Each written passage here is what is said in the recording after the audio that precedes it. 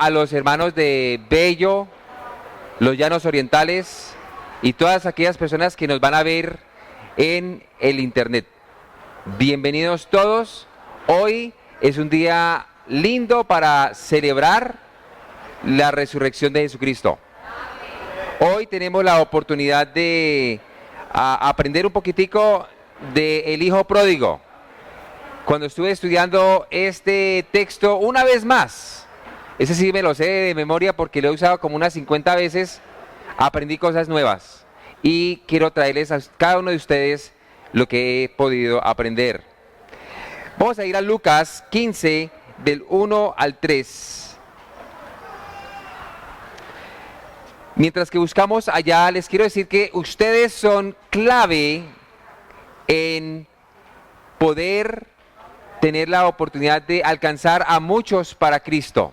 Ustedes pueden ser las personas que hagan crecer el reino de Dios o que la gente se desanime y no crezca el reino de Dios. Con sus actitudes, con su manera de ser.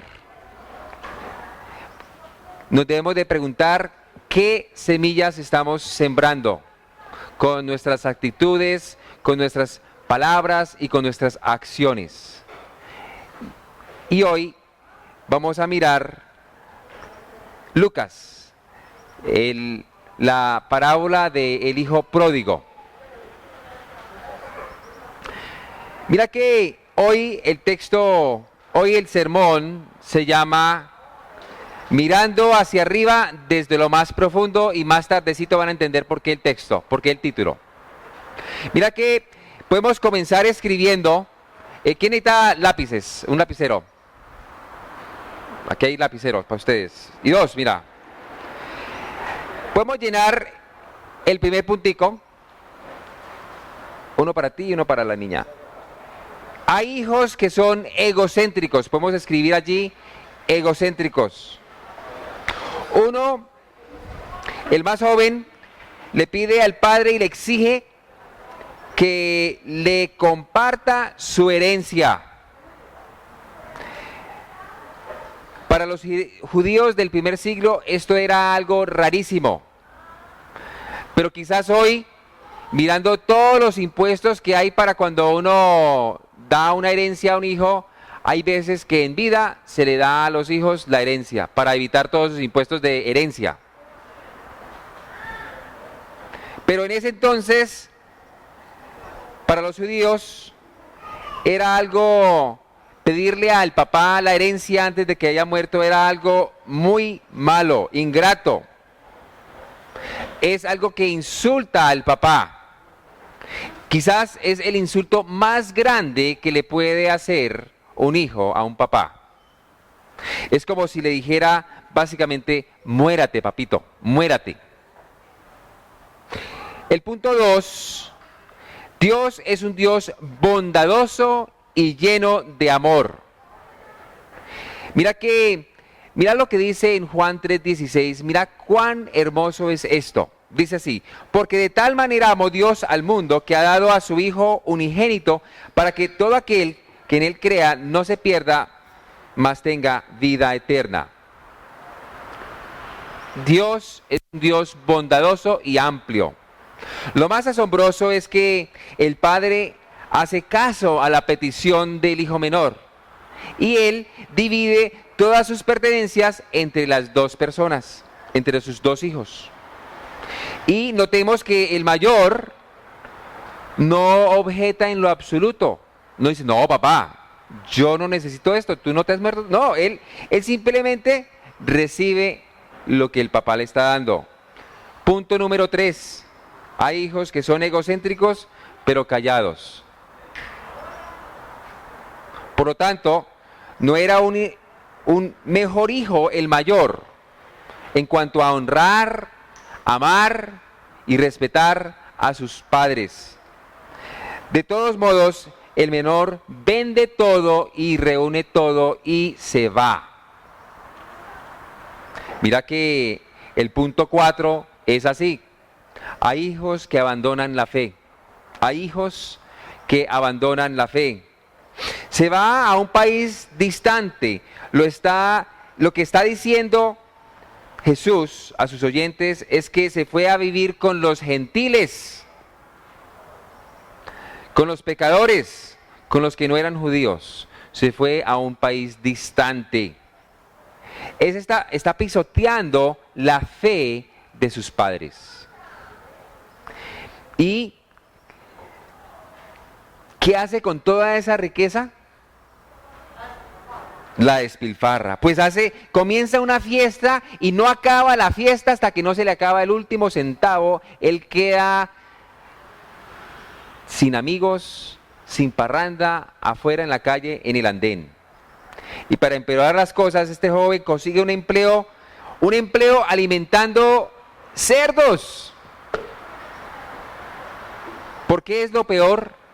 Porque para los judíos los cerdos eran inmundos, impuros, de lo peor. Para un judío en el tiempo de Jesús, el conseguir un empleo alimentando cerdos era divorciarse de la fe cristiana, de la fe judía. Y para ayudar la situación, cuando le dio hambre, él anhelaba comer de lo que los cerdos estaban comiendo. Punto 5. En otras palabras, hay hijos que no quieren nada que ver con Dios. Para los oyentes de Jesús, eso significaba que este joven perdió su fe, pero aún más grave, quería hacerse igual a un cerdo. Quería comer con ellos. Esta historia muestra la vida de alguien que se va de la casa y cae a lo más profundo. Va de mal en peor y de peor en mal. Mira que él no tiene cómo salir. Ha caído a lo más profundo. El joven está mirando hacia arriba del infierno. Está mirando desde el infierno hacia arriba. Grave. Está grave este hombre. ¿Cuántos de nosotros nos hemos encontrado en esta situación tan trágica y horrible en algún punto de nuestra vida?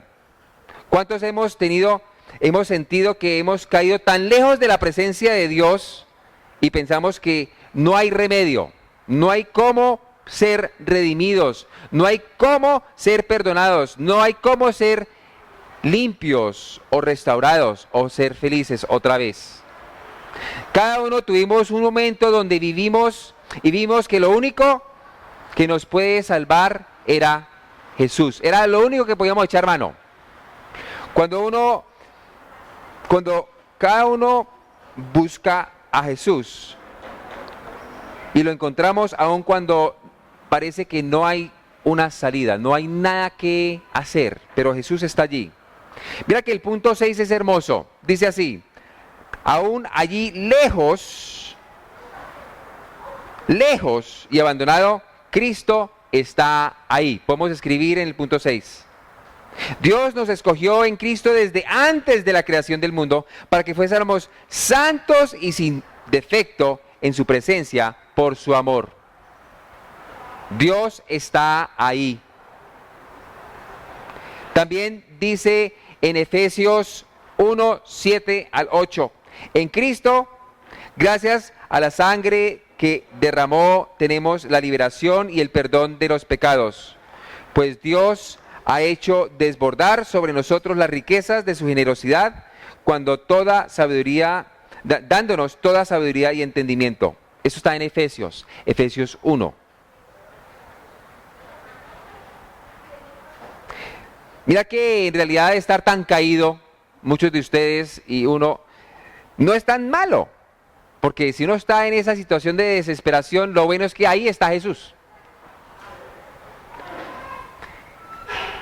¿Por qué cree que habían tantos cobradores de impuestos y tantos pecadores alrededor de Jesús? Ellos estaban desahuciados de entre la comunidad y solamente Cristo era la respuesta para ellos.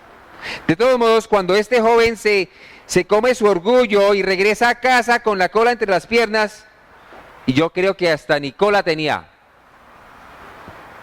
Él era en una época hijo de su padre. Era el menor, era la ñaña de la mamá. Era lo más querido en la casa. Lo trataban de lo más especial. Había todo para él allí en su casa. Pero desechó esa herencia de ser el hijo. Y ahora está contento de ser un trabajador a sueldo con su papá. Él lo que planea y es rogarle al papá: no me haga hijo, simplemente hágame un empleado a sueldo. Sí, mira que la transformación de este hijo es completa. Este hijo egocéntrico, el que era absorto en sí mismo, y el muchacho egoísta que demandaba del papá: dame a mí mi herencia ya. Ahora está rogando para que le dejen ser siquiera el portero, un trabajador allí. Mira que esta es la transformación que cualquier seguidor de Jesucristo debe de experimentar en el momento de su conversión, en el momento que Dios decide seguir a Cristo, para que pueda ser transformado, para que pueda ser más y más como Cristo. La felicidad que el mundo da no llena ni satisface. Ese es el punto número 7. Dice en Eclesiastés: vana ilusión, todo es vana ilusión. Las riquezas son vana ilusión.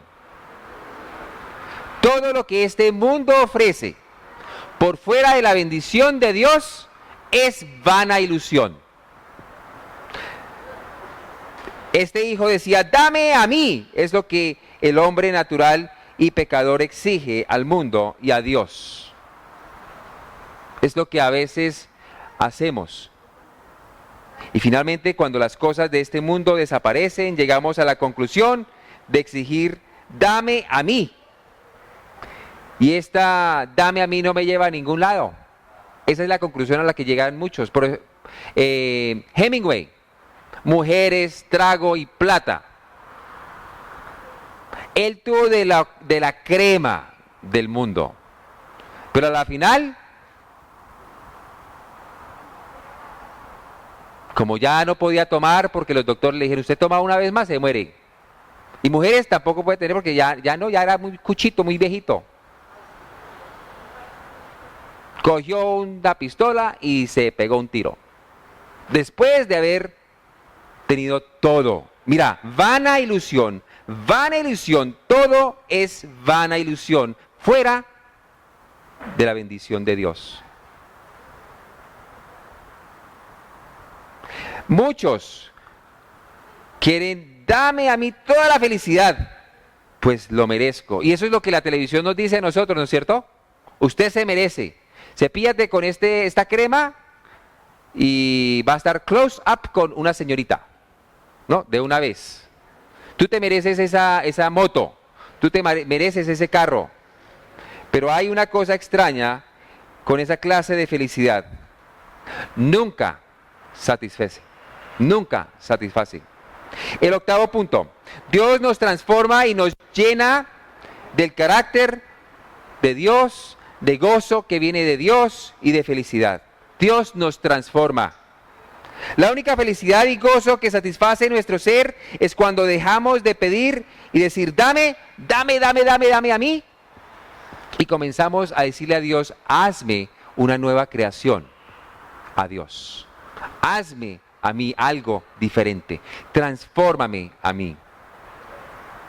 Por lo tanto, el joven, regresando por las carreteras polvorosas hacia la hacienda del padre, estaba preparado para lo peor.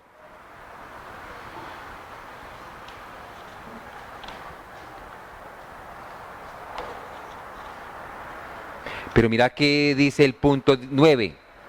Dios corre al encuentro de todo hijo arrepentido. Y el hijo menor no estaba listo para la manera en que fue recibido por su padre cuando ve de lejos la finca. Ahí está corriendo por la carretera hacia él lo más rápido. El papá de él está corriendo hacia él. Con gozo, con el corazón hinchado de gozo y quizás con lágrimas, sabiendo que era su hijo el que estaba llegando allá. Mira que esto no es usual. Él era el anciano de la aldea, los mandamases. Esos hombres tienen mucha dignidad. Mira que esta clase de gente, estos ricos, ellos se paran y esperan para que otros vengan a ellos. Pero no, el padre de esta historia hace lo inusual. Está gozoso. El padre pide sacrificar una vaca, la vaca más gorda, y hace una fiesta grandísima. No solamente para sus hijos y su gente, sino para toda la aldea.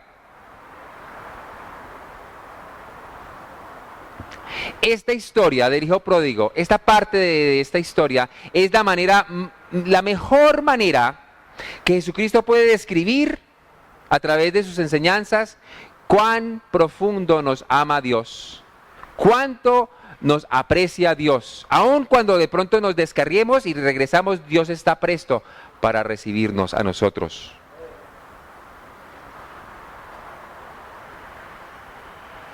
El punto 10. Hay hijos que no aman al Padre Celestial ni a los hermanos menores cuando regresan a casa. Mateo 22 al 39 dice: ama a tu prójimo como a ti mismo. Les doy este mandamiento nuevo, que se amen los unos a los otros, así como yo los amo a ustedes. Y Romanos dice: sean afectuosos unos con otros, con amor fraternal, con honra, dándose preferencia unos a otros. Nosotros, como hermanos mayores o menores, necesitamos amarnos los unos a los otros. Nuestras palabras deben de ser sazonadas con amor y con entendimiento. Debemos de amar a nuestro prójimo como a nosotros mismos. Les doy este mandamiento nuevo, que se amen los unos a los otros. Dice: sean afectuosos, con amor fraternal, honrémonos los unos a los otros, dándose preferencia los unos a los otros. Hay otra parte donde dice que debemos de perdonarnos los unos a los otros. ¿Por qué nos manda Dios a perdonarnos los unos a los otros? ¿Por qué? Porque nos pueden ofender a nosotros. ¿Sí? Porque nos pueden ofender. Quiere decir que entre la iglesia de pronto nos vamos a ofender por alguna palabra maldicha o porque no se entendió bien lo que estaba diciendo y nos vamos a ofender. ¿Pero qué es lo que nos dice?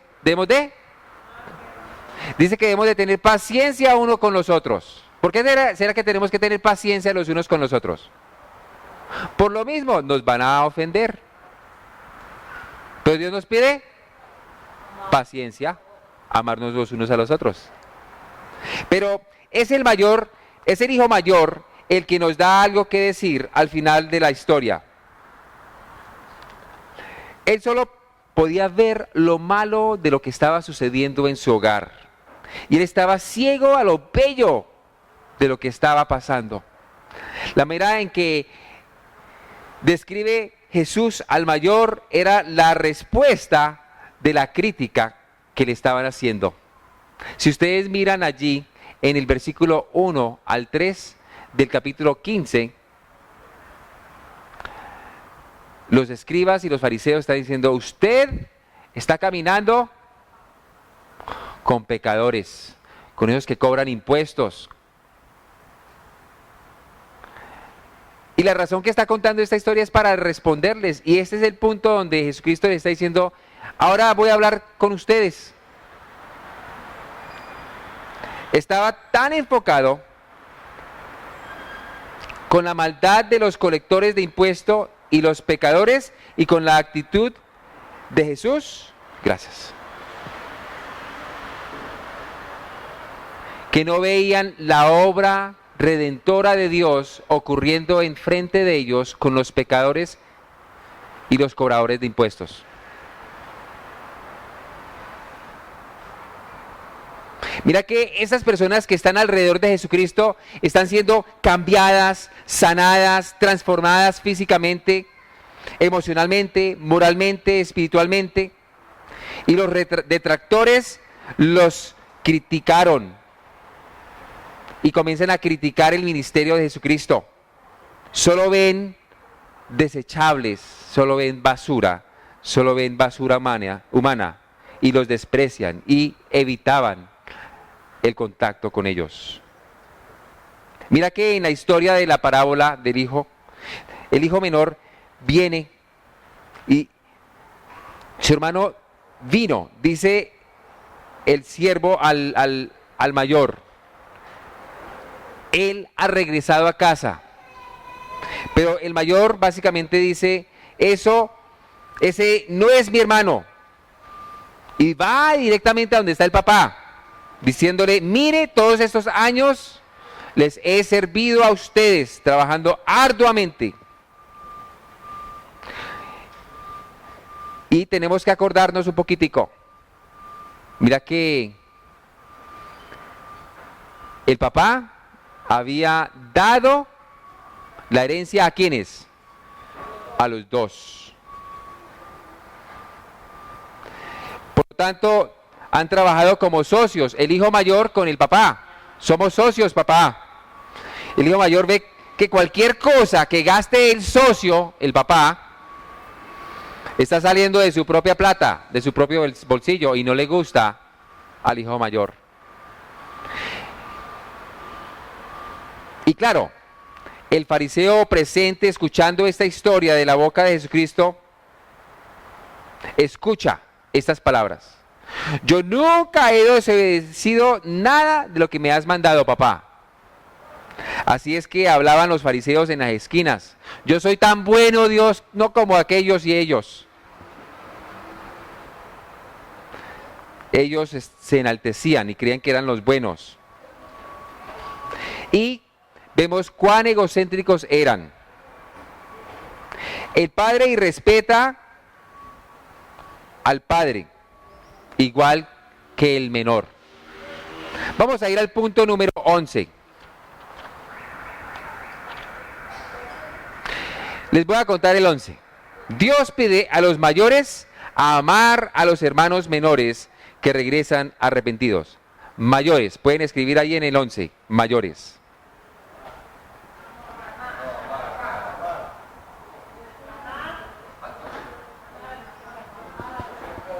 Eso.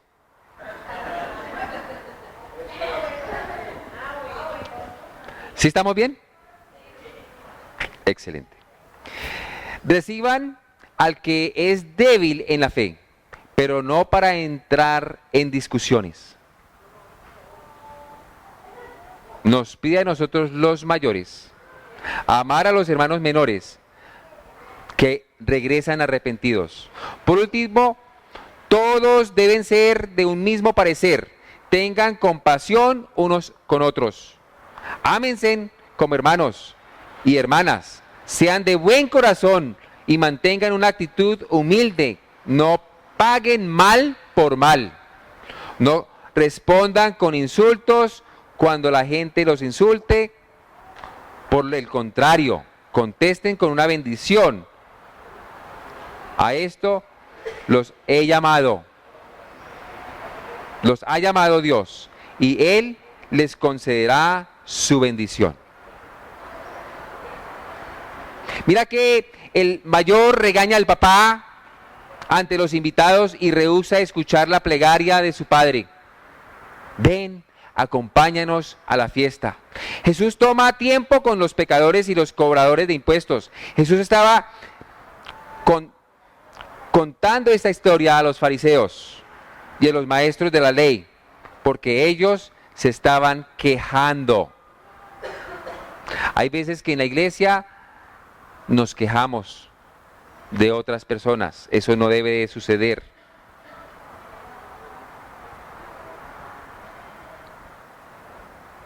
Mira que Jesucristo está invitando a los fariseos a que participen de la fiesta.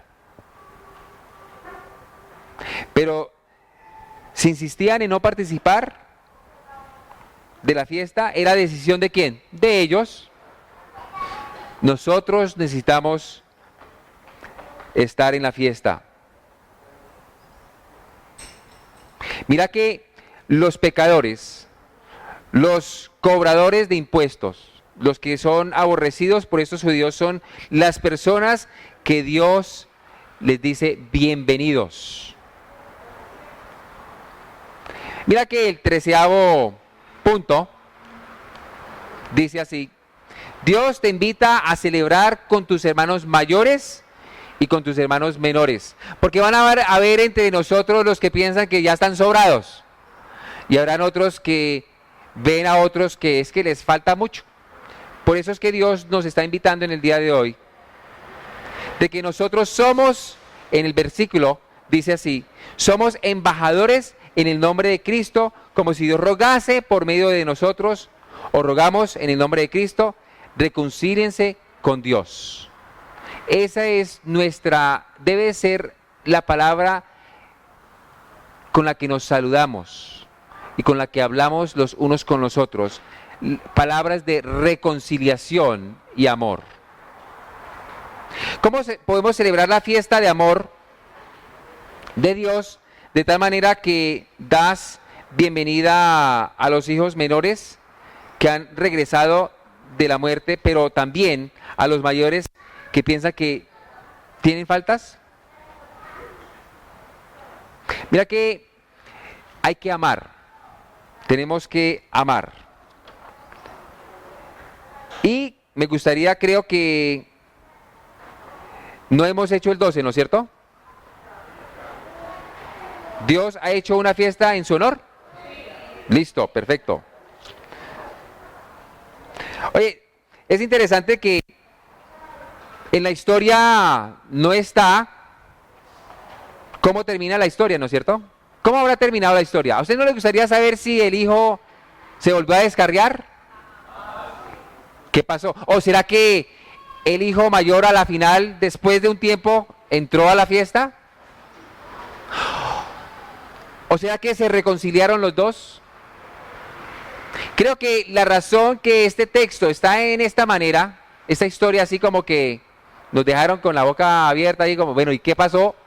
Es porque Cristo quería que nosotros analizáramos. Y en realidad la pregunta es más, ¿con quién nos identificamos y qué rol es más fácil nosotros vivir? ¿La del menor? ¿La del menor que se descarría y regresa? ¿O es más fácil el rol del mayor, siempre con un dedo hacia afuera, apuntando a los errores de los otros? ¿O será que el rol es más fácil el rol del hijo, el tercer hijo en esta historia? ¿Sí saben cuál es el tercer hijo en la historia del hijo pródigo? La historia, el tercer hijo en la historia del hijo pródigo es el que está contando la historia, el Hijo de Dios. El que está diciendo, no, hay que ser inclusivos, hay que hacer paz en la familia, hay que amar a los que han fallado y ser paciente con estos que no quieren entrar a la fiesta. ¿Qué rol de los tres hijos es más fácil?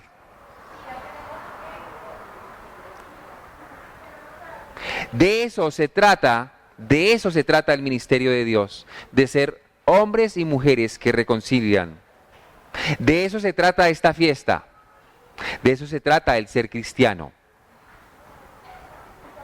¿Eres parte de ella?